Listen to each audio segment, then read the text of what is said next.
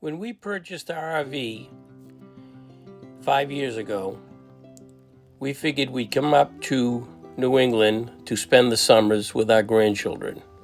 However, we could not find decent campground facilities that would accommodate our needs, such as bringing in friends, having campfires late at night, and things like that. So we ended up purchasing a piece of property on our own.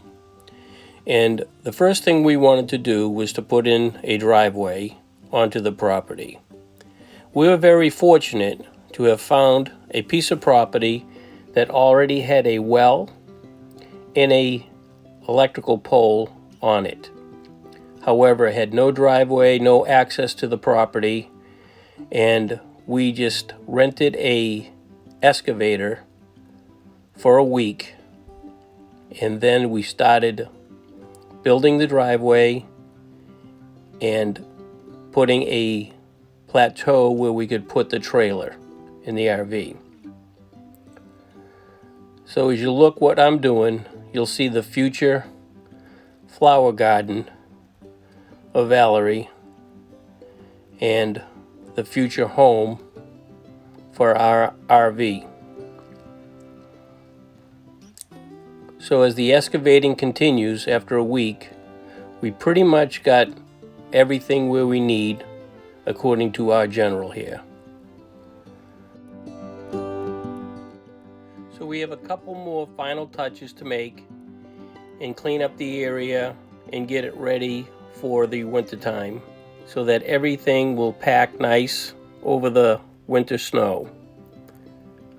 So now here we are, the spring of 2020, and we are about to put in a drainage system to allow the water to run off the plateau and down the length of the driveway to try to prevent the mud thaw process. It gets so muddy you can't even drive on the property. So we have to put in this drain, and it usually takes, piping all the way down from where you want. As you can see, we're digging a trench, and you can see water already running down. So once we put the pipe down and wrap it with a fabric so no soil will actually get in and just allow water, we'll run it down the length of the driveway. So now we can drive our cars and everything up there earlier in the season at this point. So now that we get the RV on the property and we begin to put the driveway in, you can see we have the fabric down. We're bringing in crushed stone. And once we get enough stone put down, we'll be able to drive on the driveway pretty much all year round. So now we close up again for the end of the summer, and we head back down home. So now we come back up, we build a shed so that we have a place to store everything that we need for the summer, like our tools, things like that nature.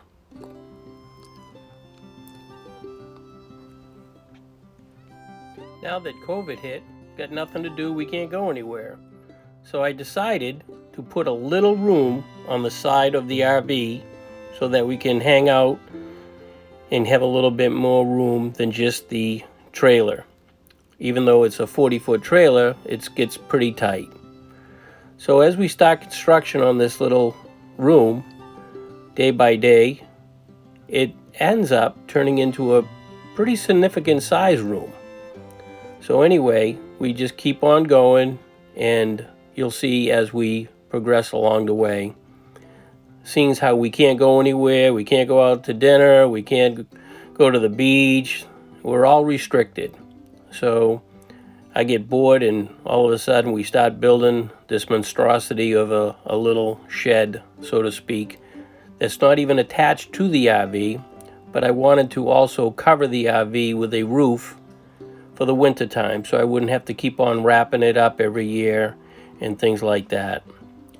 So now we're getting the siding put on, and remember I said we couldn't have campfires? Well, now we can have campfires. And here's Valerie's rock garden that we built out of that mound of dirt.